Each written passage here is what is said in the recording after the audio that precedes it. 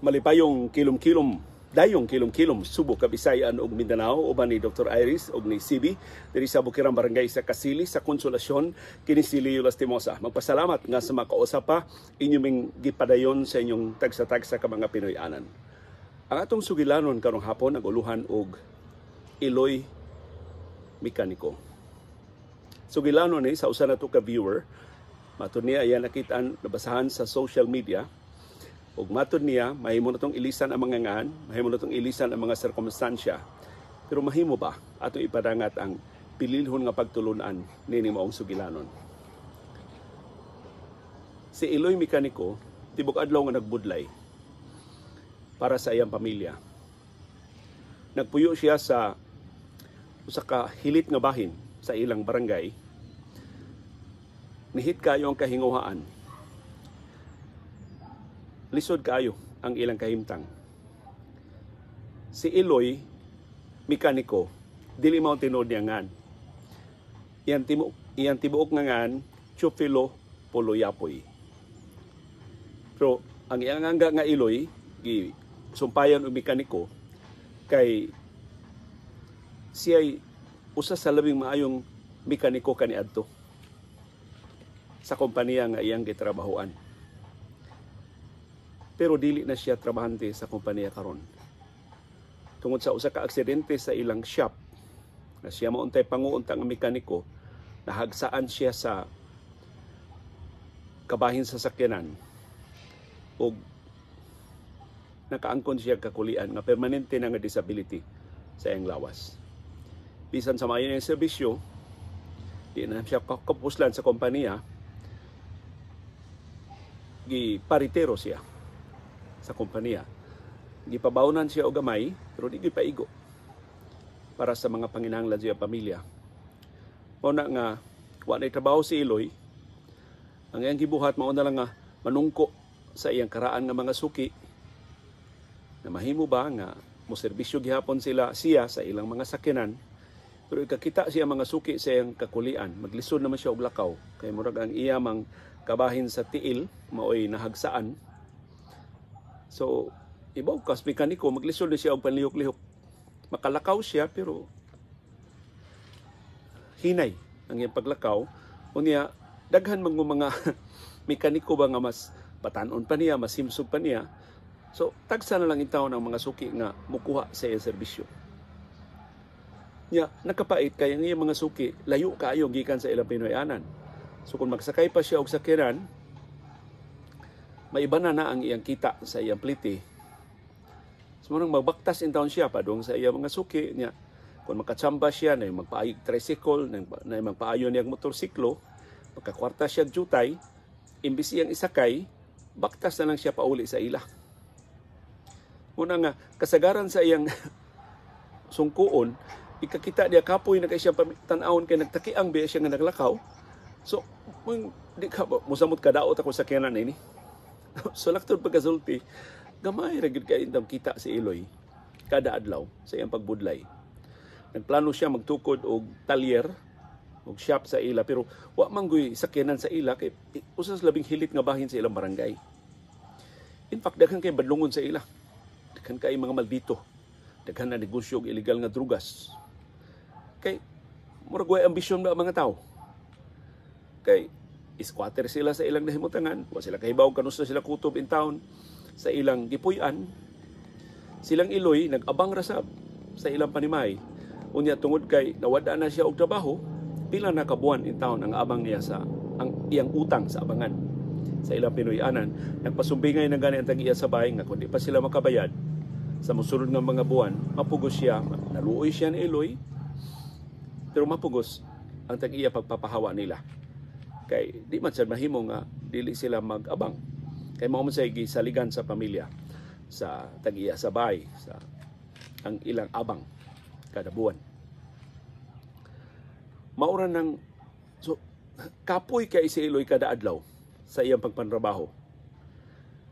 Samang kakapoy iyang nabatigan sa sayong gabi, pagpauli na niya kay kanunay man siya magabihan, inigpauli niya sa ilang bahay. Tungod lagi kay di kay siya makapaspas og lakaw tungod siyang kakulian. Gamay kayo itaon ang iyang kita.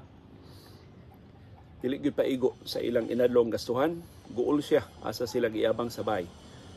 Igo ra in taon sa ilang inadlong nga konsumo ang iyang kita. Pag dayon na niyang abot sa ila, kita siya doon na may sakyanan nga nag-andar pero wa magdagan. So iyang gipanidaan, maoray wa may sakyanan mag-agi-agi dito sila sa mga habal-habal pero tagsara kaayo kay ang kasagaran siya mga silingan mga kabusa magbaktas lang kay tuara man sa pikas sa eskina ang atanganan ng mga sakyanan. So mo nasaag man gini sakyanan ano ni aman ni dinis amo. So hinahinay siyang niduol sa sakyanan iyang sige himungahon kinsa man ning nagsakay. Nganong nag-andar man niya sakyanan nganong wa man siya magdagan. Nakakita samtang nagdanga-danga si Iloy sa sakyanan, ang tag-iya sa sakyanan. Ang tag-iya sa sakyanan si Doña Miguela. Usas labing adunahan ngayutaan sa siyudad. Pero nasaag dito sa lugar nilang Iloy. Kay niadtong adlaw, doon na siya dinili ang lakaw. Nagsusi siya sa usa sa ilang mga yuta sa duol nga barangay. Pero gitudluan siya sa iyang mga apo, gitudluan siya sa iyang mga anak kung saan paggamit og ways. Pero gahi man siya ang iya nga ila man tong karaang yuta, makatultol siya. Sus, doon na unta sila driver, pero atong adlaw nga dinalian niyang lakaw, off day off man sa ilang driver. Pero mahimo ra gyud niyang tawgon ang driver. Mahimo ra gyud niyang on call man ang driver, mahimo ra gyud niyang tawgon nga pag-drive diri duty diri kay doon ako'y dinalian nga lakaw. Pero gimingaw man siya maniho sa iyang sakyanan. So siya nagmaniho sa iyang sakyanan.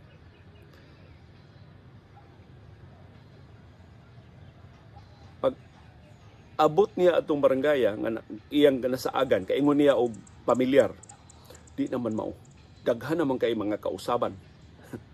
Daghan naman kaayo mga kapalayan nga sa una hawan man to ang ilang yuta barangay karon haska naghana ng mga payag-payag, duda niya mga squatter, mga informal settlers sa politically correct pa nga pagkasulti. Mao na suwa na siya katultol asa ang ilang yuta, asa ang ilang kaptangan.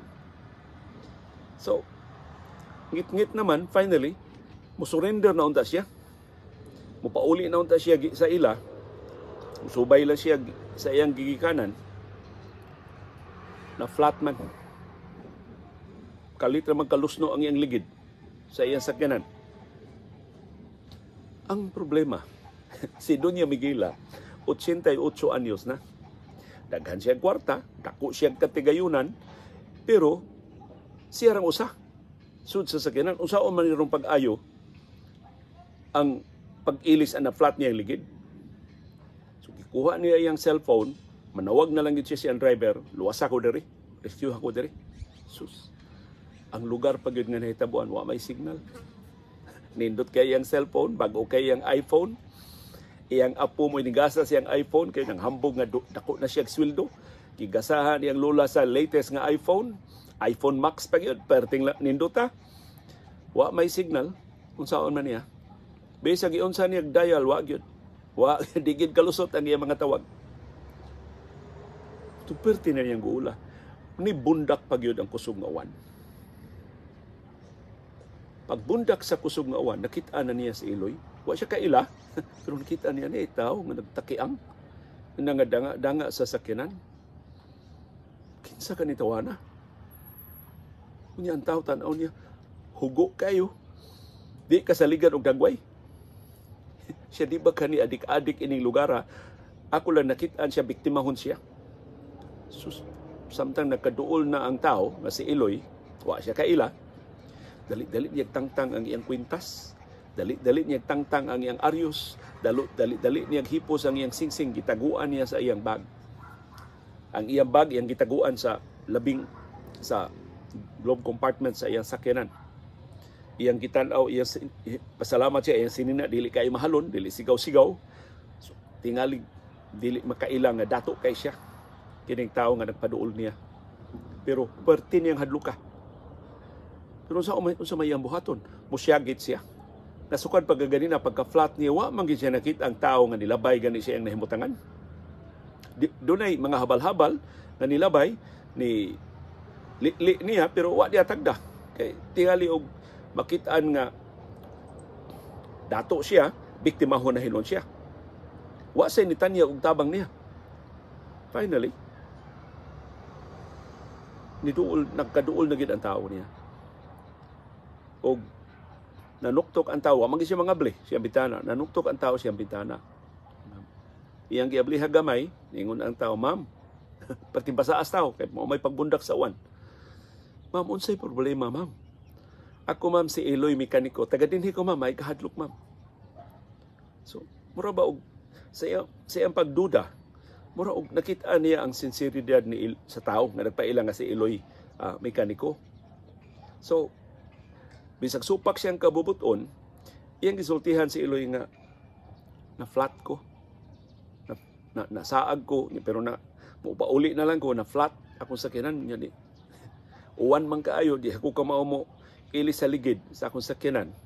Mo na akong gikilang tabang, mailisan lang akong sakyanan, makadagan pa man niya akong sakyanan, makapauli ra ko sa amo.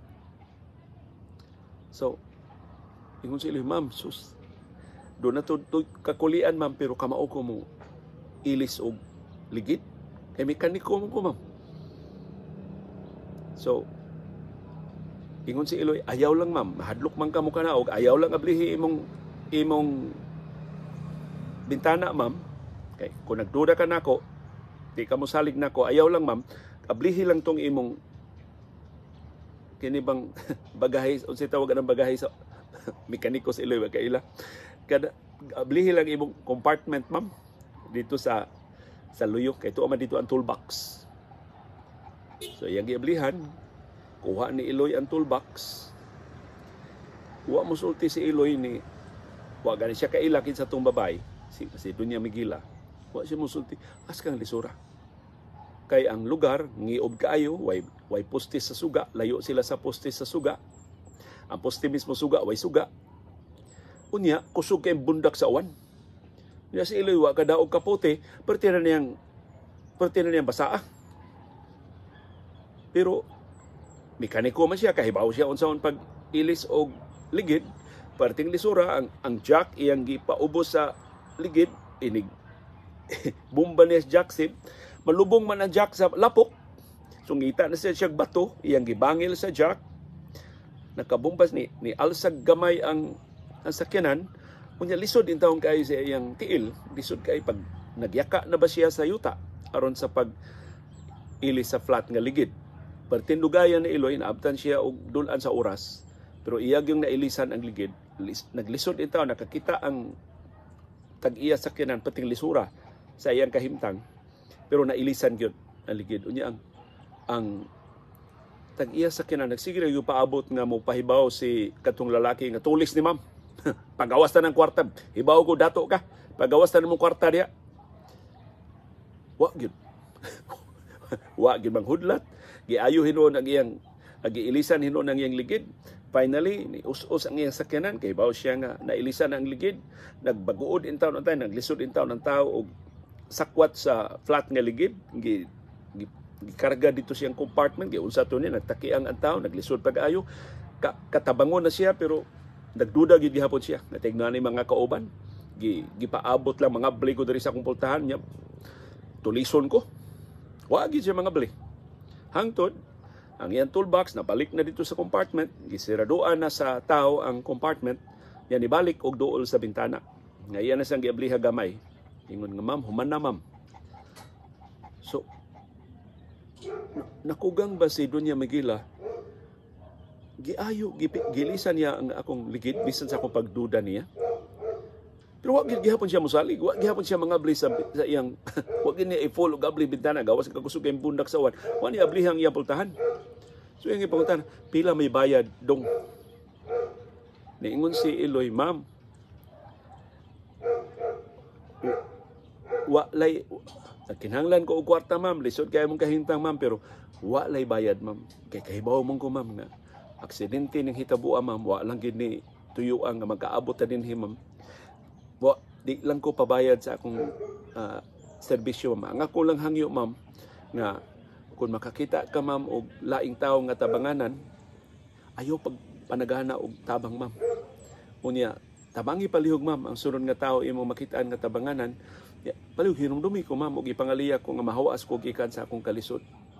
Ang akon tinuod nga ngan ma'am, Chupilo Pulo Yapoy, pero gitawag ko diri sa amo og Iloy Mekaniko. Nya nilakaw ang tao. Sus, lain ang taong kailinakwan. Nagtakiang ba niya? Klaro kayong kapoy ka istibok adlaw nga pag budlay sa pagtrabaho. Nya gikaon sa kanggit-ngit ang tao dito sa unahan nga kabalayan. Wa na siya mamugos. Andam na unta ang iyang kwarta. Wa man mo dawat sa iyang bayad. So, salamat siya sa hilom sa Ginoo nga naluwas siya gikan sa iyang katalagman. Iyang gi siraduan na pultahan. Aircon man ang iyang sakyanan. Iyang gi padaga na iyang sakyanan sim kay may naman kay ligid. Nailisa naman ang flat. Ibalik siya siyang agi. Unya gutom naman. Hapit namang alas 8 gabi. Dihay murag kan-anan sa unahan iyang gihunungan. Parada siya sa duol sa kan-anan, gutom naman gyud.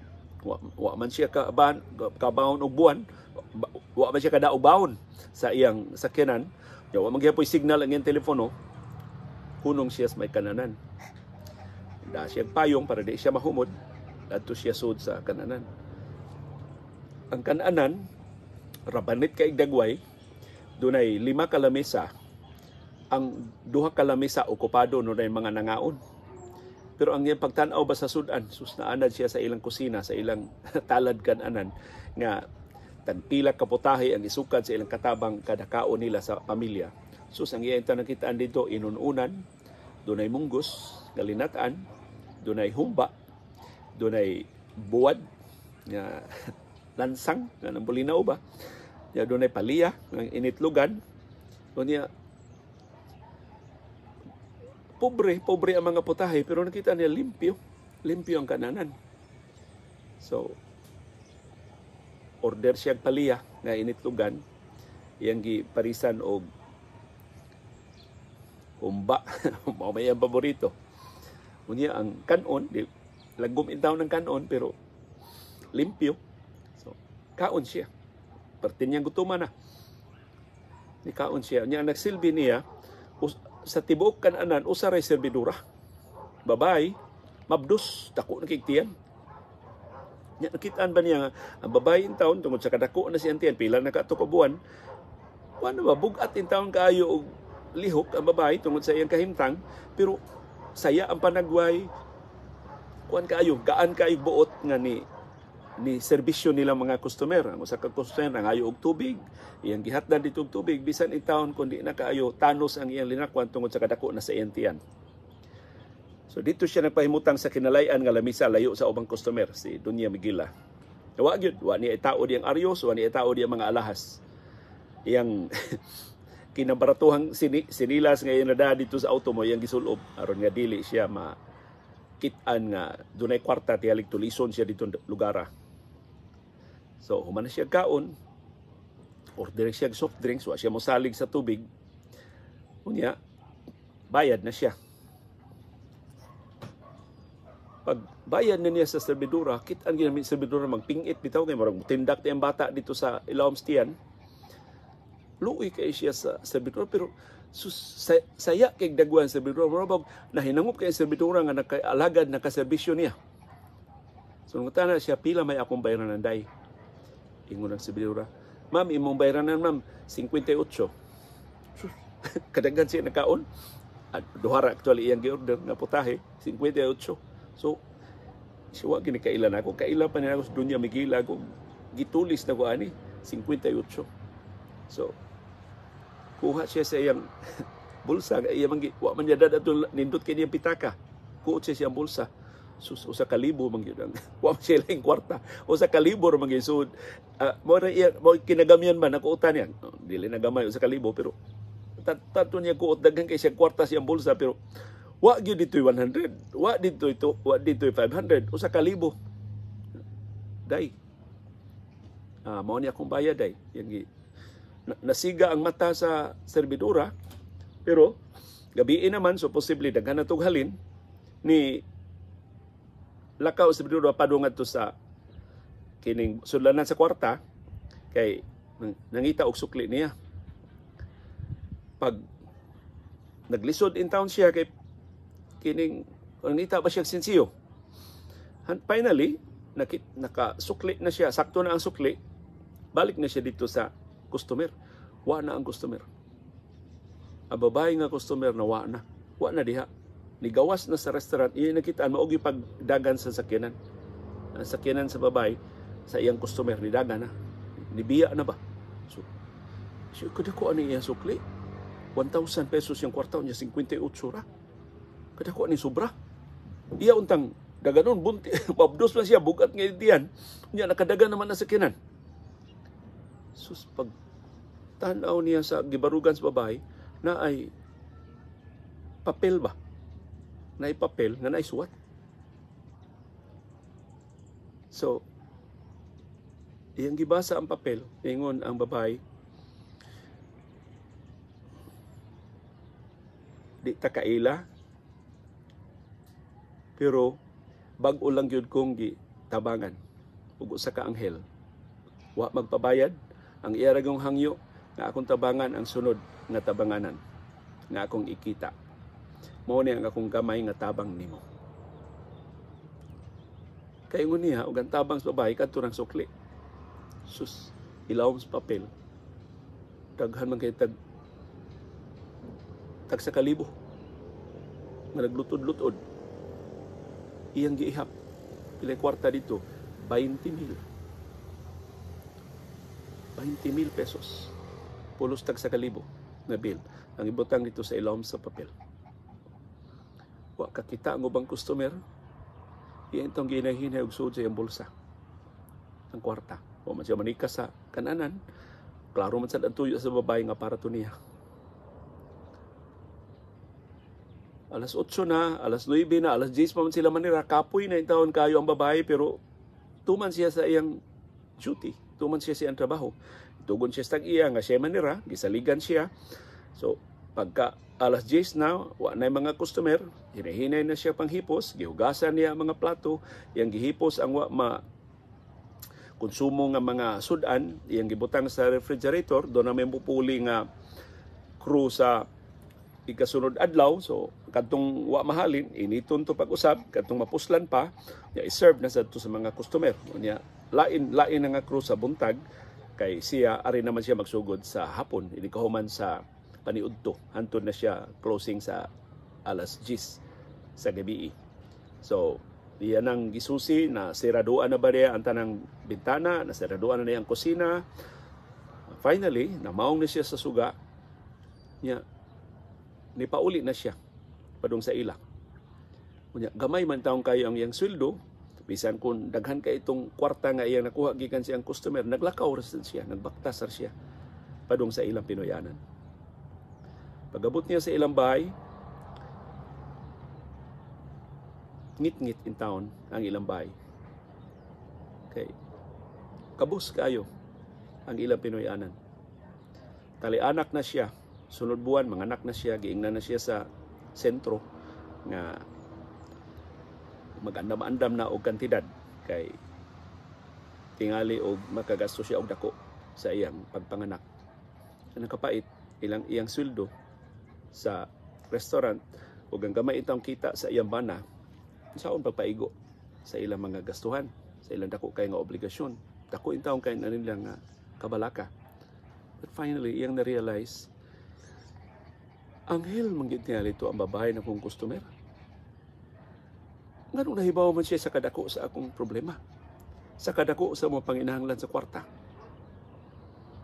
Daghan kay mga planos kinabuhi, wa mi puhunan, wa mi kwarta. Ganun nahibaw man siya nga labing panginahanglan ako sa kwarta. So, nang gipahimutang niya iyang mga butang sa bay na iyanda, dito na sila sa Ang ila intong bay, inigsud nimo sa bay, katulganan na diretso. Na sila gamay kusina sa kilid. Pero ang ilang dakong bahin sa bay, mao sa ilang sala, mao ilang kanan, mao sa ilang katulganan. Dito natug na sa sawg ang iyang bana. Kapoy yung taong kay paminahon, tanahon ang iyang bana nga nakatug na. So, hinay siya og pahimutang, dako naman iyang tiyan, tapad siya og higda sa iyang bana. Nangaliya siya ng pasalamat sa grasya nga iyang nadawat ug dayon niyang piyong sa iyang mata, iyang gihunghungan ang nakatug na niyang bana. Dunay anghel nga nitabang nato. Chufilo Puloyapoy.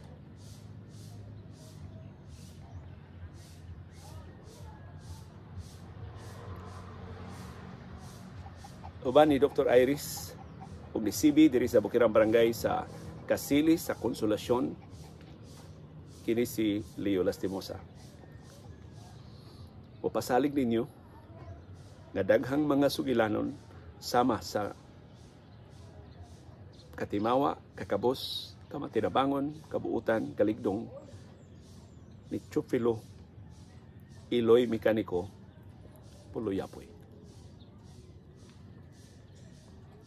Ang atong mahimo, pagtabang nila, mao ang pagsumpay pa sa gugma, sa diwa, sa pagtinabangay. Pinagi sa pagtunol, bisan sa kutob sa atong mahimo, bisan sa labing gagmay nga mga hinabang, ngadto sa labing tabanganan sa atong kasilinganan. Daghang salamat sa iyong padayon nga pagsubay, pagsalig, o pagpaminaw sa atong panahom dayong kilong-kilong. Thank you, CB Girl.